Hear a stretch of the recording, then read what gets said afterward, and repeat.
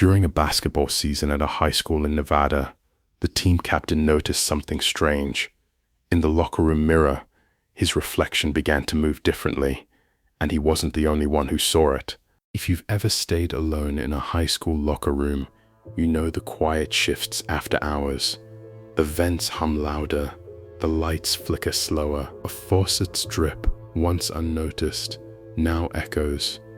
Lockers, slammed hundreds of times, creak softly. The shower wet, cleat-scuffed floor reflects the overhead lights differently when empty.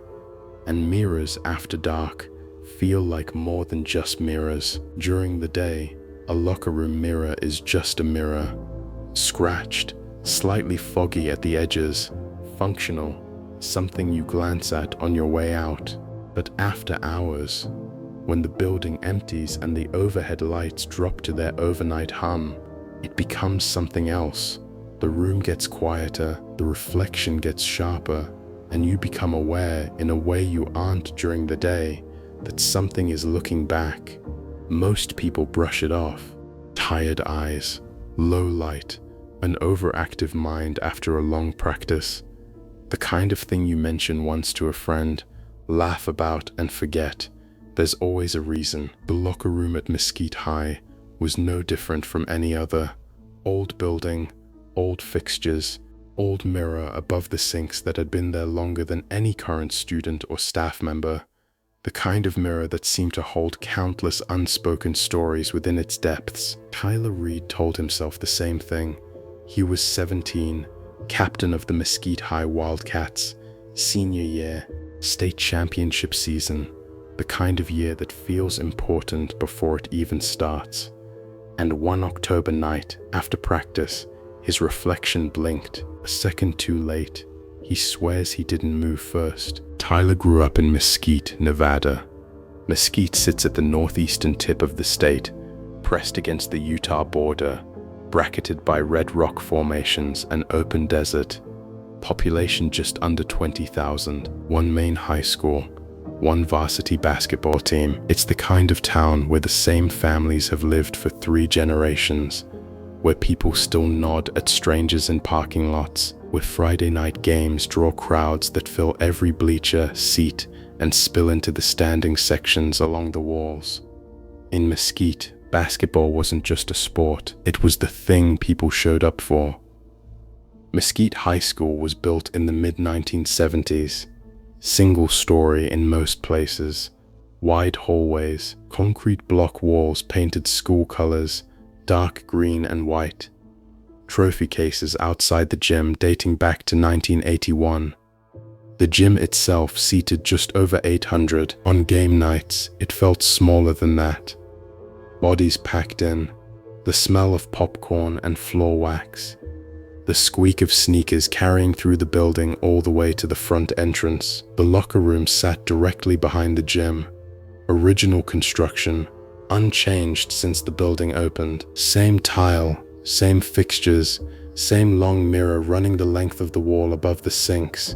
Same fluorescent lights, the kind that buzz at a frequency you stop noticing after a while. Tyler had been in that locker room hundreds of times since freshman year. Since the first day Coach Jackson handed him a practice jersey and told him to keep up, he knew every corner of it. The locker in the back left that never closed properly. The showerhead in stall 3 that ran cold no matter how far you turned the handle. The mirror that fogged slightly after a full team shower and took 20 minutes to clear. He had never thought twice about any of it. Basketball wasn't just a sport there, it was identity. He'd been playing since kindergarten. By sophomore year, scouts were already watching. By senior year, he was captain. Coach Jackson trusted him. The team followed him. The season felt big, the kind of big that a town like Mesquite holds onto for years afterward. Everything was normal until mid-October. It was a long practice. Conditioning drills, scrimmage, film review. Tyler stayed late like he always did.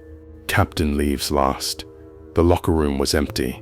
Showers off, lockers half open, fluorescent lights buzzing overhead. He stepped in front of the mirror to towel off, and something felt off. His reflection looked tired, That was normal, but when he ran his hand through his hair, the reflection followed. Not instantly. A pause, maybe 1 second, maybe 2. Tyler froze. He lifted his hand again. This time, the reflection copied him perfectly. He told himself it was the lighting, old mirrors, old building. He left. He didn't sleep much that night. A week later, it happened again. This time, it wasn't just delayed. It was different. Tyler turned his head. The reflection kept staring forward. 3 full seconds, then slowly turned to match him. That's when he noticed something else. The jersey number in the reflection wasn't 24, it was 12. Tyler doesn't wear 12. No one on the current roster does. He stepped back. The reflection stepped forward, only slightly, just enough to make his stomach drop. Then it corrected itself, perfectly synced again. Tyler left without showering. Tyler finally told Marcus Hill, starting point guard, best friend since middle school. Marcus laughed.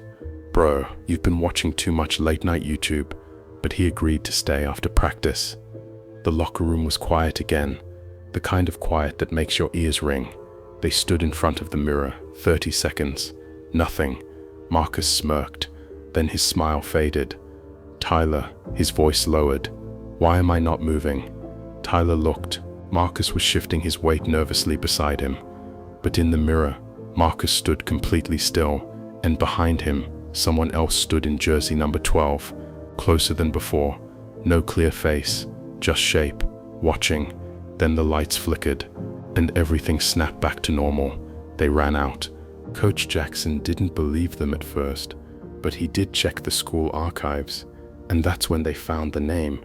Jake Morrison, class of 1989, varsity shooting guard, jersey number 12. According to the yearbook, he was supposed to lead the team to state that year, but there was no championship photo.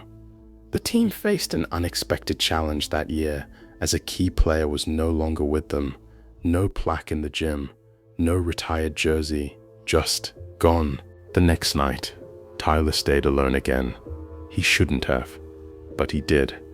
The mirror felt colder this time, not physically, just heavy.